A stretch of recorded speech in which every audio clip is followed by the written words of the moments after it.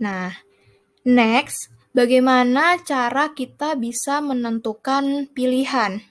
Nah, buat yang masih bingung bagaimana cara menentukan pilihan, di sini ada beberapa masukan untuk kalian. Yang pertama, kalian harus bisa menganalisis biaya peluang. Biaya peluang itu apa? Biaya peluang adalah nilai barang atau jasa yang dikorbankan karena memilih alternatif lain. Contoh, misalkan kalian sedang jalan ke pasar, kemudian kalian melihat tukang jam tangan dan kalian lagi butuh nih beli jam tangan.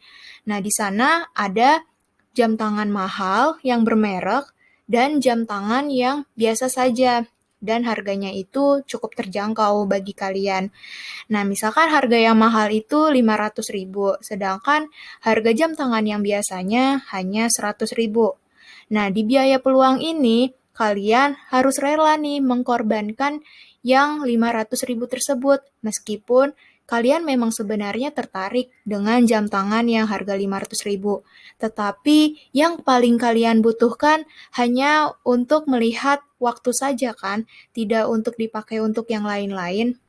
Nah, maka dari itu, kalian bisa memilih yang harganya 100.000. Nah, selanjutnya yang kedua, ini ada analisis biaya manfaat. Analisis biaya manfaat adalah suatu teknik yang digunakan untuk membandingkan berbagai biaya dengan manfaat yang diharapkan. Kemudian yang ketiga, mengidentifikasi faktor pendorong dari kegiatan ekonomi. Dalam menentukan pilihan, kita hendaknya mempertimbangkan nih, apakah motifnya berasal dari dalam diri atau dari luar diri. Seperti yang udah kita pelajari sebelumnya ya, kalau berasal dari dalam diri itu memang kebutuhan yang benar-benar kita butuhkan. Sedangkan kalau dari luar itu adalah kebutuhan yang didorong dari lingkungan kita atau dari teman kita.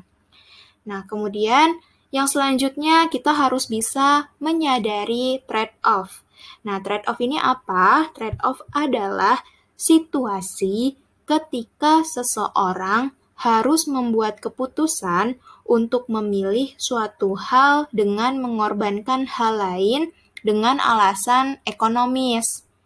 Kemudian yang terakhir, berpegang pada prinsip ekonomi, yakni prinsipnya ada yang masih ingat? Jadi, prinsip ekonomi itu adalah dengan pengorbanan tertentu dapat menghasilkan hasil secara maksimal.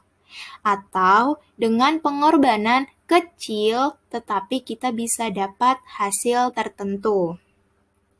Prinsip ekonomi ini adalah salah satu tindakan dengan pengorbanan tertentu untuk mendapatkan hasil sebesar-besarnya ya, atau pengorbanan kecil dapat menghasilkan hasil tertentu. Jangan sampai kebalik ya. Oke, next.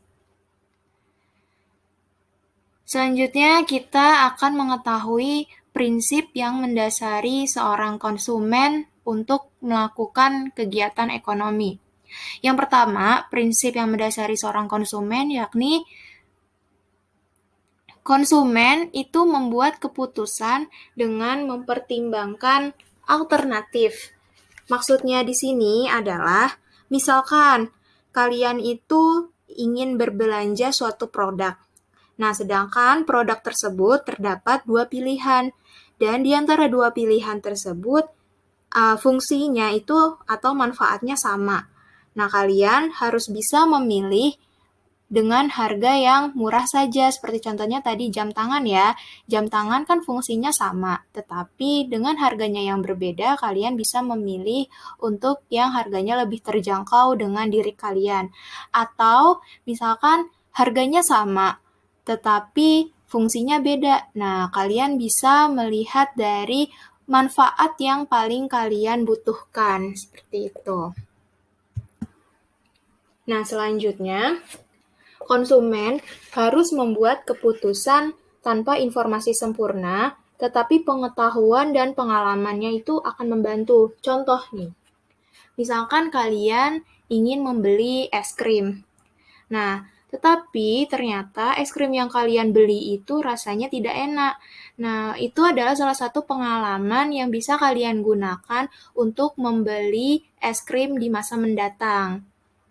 Kemudian, yang terakhir yakni terjadi hukum nilai guna marginal, yaitu ketika jumlah konsumsi meningkat, maka nilai guna marginal yang didapat dari mengonsumsi unit tambahan mula-mula meningkat sampai pada titik tertentu dan akhirnya terjadi penurunan.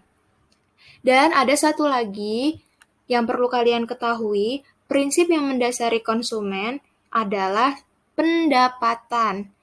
Karena pendapatan masing-masing orang itu berbeda dan ada seseorang yang memiliki pendapatannya hanya terbatas, maka orang tersebut harus bisa membuat pilihan. Oleh karena penghasilannya terbatas, maka dia harus memilih barang apa yang akan dan tidak akan dia beli.